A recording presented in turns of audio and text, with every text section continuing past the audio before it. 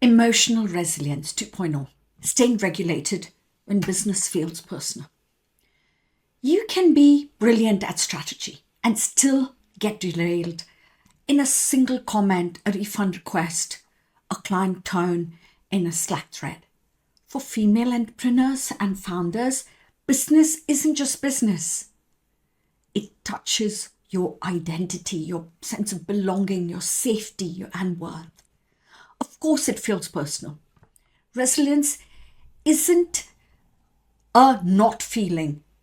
Resilience is a feeling without losing yourself. So most of us are taught emotional control, push it down, keep moving, or emotional spill, like vent, spiral, over explain. Neither is regulation. Regulation is the middle path. I can notice my nervous system, bring it home, and then choose my response. Today, I want to help you build a repeatable resilience system, something you can reach when activated, not just when you're calm. So when work pokes all bruises, you post a strong opinion, someone comments, "Who do you think you are?" Logically, it's one person. But your body hears every old story, too much, wrong, unsafe to be seen, or the client asks for changes with a clipped tone. Your chest tightens. You rewire the whole offer at 11 p.m. because conflict feels like danger. That's not an overreaction. That's pattern recognition. Your nervous system is built to predict threats based on past data. It's doing its job just with an outdated map. The goal isn't to stop being triggered. The goal is to shorten the distance between trigger and truth. So, what regulation actually is in just plain English? Think of it as a system like window, and inside the window you can think, feel, and choose. Outside it, you either rev up your fight or flight, like those are your racing thoughts, your urgency, your over-explaining, your micromanaging. Or you shut down, you freeze and fawn, blank mind, people pleasing, apologizing, never mind. Regulation means widening that window and returning to it faster. You don't earn resilience by being stoic, you build it by returning. So, I want to now give you two real moments. A founder messaged, "Every time a client asks for an update, I panic and rewrite the whole roadmap." We traced it back to her childhood, where love arrived after performance. Her body equated request with "I'm failing." We practiced micro pauses before responding, one breath, one sentence to herself. A question is not a verdict. And one clarifying question to the client. Her delivery didn't change overnight, but her recovery speed did. She went from 2-day spirals to 20-minute resets. Another client avoided posting thought leadership because criticism from an old boss still lived in her body. We built an visibility ritual. She would post and set a 10-minute timer. Step away, do one regulating cue, hand on heart, slow exhale, shoulders down before reading the comments. Do you know, after a month, she wasn't thick-skinned. She was steadier. Feedback stopped feeling like fate. So your resilience stack today is the first, stabilize the body. You can't mindset your way out of survival state.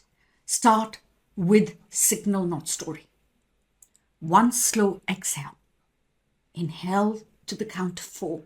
Hold to the count of 2 and exhale to the count of 8. Drop your shoulders. Unclench your jaw and feel your feet. Name 3 facts in the room, like the chair, the light, the window. Whisper, sensation first, stories later. Number 2, label, don't litigate. Name the state without judgment. I'm activated. I'm in protect mode. I want phone. Language moves the experience from limbic to prefrontal. It's not woo, it's wiring. Number 3, reality check gently. Ask, what else could be true? Not to bypass your feelings, but to widen your perception. A clipped message might mean their toddler was screaming. A low open rate might mean the subject line was missed. You're expanding opinions, not excusing harm. So I'd like you on the count of the number 4 to take one regulated action and one clarifying action. So what is that regulating action? A breath, a glass of water, a short walk, a 30 seconds of shaking out your arms and your legs, 3 wall push-ups, sunlight on your face. So the clarifying action, only one, ask a question, restate the scope, propose a next step, or schedule the convo while you're calm. And number 5, close that loop. Do not carry the activation into the next task. Use break to land, like B for on the break is B for breathe. R is to recognize what you did, even if it's a small thing. A is allow what's unfinished. K is keep out, whatever continues versus whatever stops there. And E is exit clean, close the tab, stand up, switch rooms. Repeat the stack every time until it's procedural, like it becomes a commitment, becomes like a pattern and a norm. Resilience is reps. So, what scripts that will lower the temperature? For client tension, the scope and a pace is, I would say, to protect quality here, what's realistic for this week? If you like more, I can quote it as an add-on. The next is, I want to make sure I'm hearing you. Is the priority timeline or depth? Or you can say, let's trade speed for accuracy on this point. It will save rework. So for boundaries, without rupture, you're going to say, I'm available on Tuesday and Thursday for calls. Drop your questions here anytime. I'll respond within 24 hours. Do you know what I mean? You're not like overworking and just thinking I need to respond immediately, which just leads to burnout. Or you say same day changes break the workflow. I can fold this into Friday's batch. Or you can say, this is outside scope. Would you like me to quote, or shall we stick to the plan? Now, for public feedback and comments, I'd like you to say, thanks for sharing your view. Here's where I stand. Or you can say, I hear your concern. For this channel, I prioritize X things. Different strategies work for different seasons. And for team regulation, I'd like you to say, let's pause for a breath. What problem are we actually solving? Or you can say decisions today, A or B. Everything else goes into the backlog. So I'd like you to keep these notes in your notepad on your phone. Like scripts reduce activation. At that exact moment, you need clarity most. So the 4 horsemen of dysregulation and the antidotes are, first is catastrophizing. So this is one mistake that ruins everything. And the antidote is time box the fear. For the next 5 minutes, I'll list worst cases, best cases, and first step. And finish by taking the first step. Number 2, personalizing. Their mood is about me. Your antidote is many meanings are possible. ask one clarifying question before you apologize or defend. Number 3 is mind reading. I know what they're thinking. Your antidote is data. What did they actually say? What's written? So if unsure, reflect back. What I heard was, whatever they said, is that accurate? Now, all or nothing thinking. If it's not excellent, it's worthless. Your antidote is minimal viable progress. What's a 70% version that moves this forward today? Print this list. You'll catch at least one daily. Now, how do you build a personal emotional first aid kit? Put this in your bag on your top drawer. Noise cancelling earbuds or a single calming playlist. Next is a small notepad. Sensation first, stories later. The next one is a 3-step box breath card. 4 by 4 by 4 by 4. So 4 breaths in, 4 breaths out, 4 breaths in, 4 breaths out. Okay? Next is water plus protein snack. Like a blood sugar regulation equals a mood regulation. The next is a repair script you fear you'll need, like an apology or a boundary. Really important. A wins log, 3 bullets to read when your brain insists nothing's working. When activation hits, you won't go fishing for tools. They'll be right there.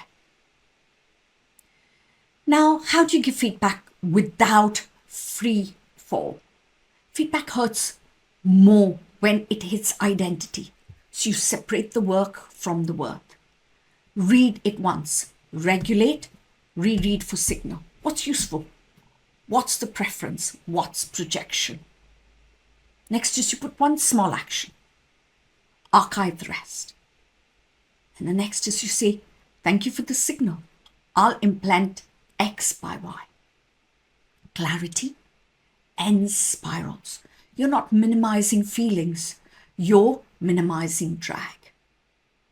So what are you going to do when you want to repair after the rupture? Because conflict happens. You have a conflict with lots and lots of people, family, friends, work colleagues, team members, and clients. So if you've reacted, ghosted, or agreed to something you can't deliver, regulate your body first. Next is you own it cleanly. I moved too quickly. I dropped the ball. Number 3 is state the boundary or a fix. Here's what I can do by Friday. Or here's revised timeline. And the 4th one is protect the future. To avoid repeats, we'll route changes into weekly batch. So repair the strength training for your leadership nervous system. Now, daily resilience hygiene. Tiny, but not compounding. Light before phone. So 30 by 120 seconds outside or a bright window. The next is you fuel your brain with protein, water, before high stakes calls. It's really important to refresh yourself so you don't lose your energy. Next is one buffer block, like 15 minutes before intense tasks to downshift.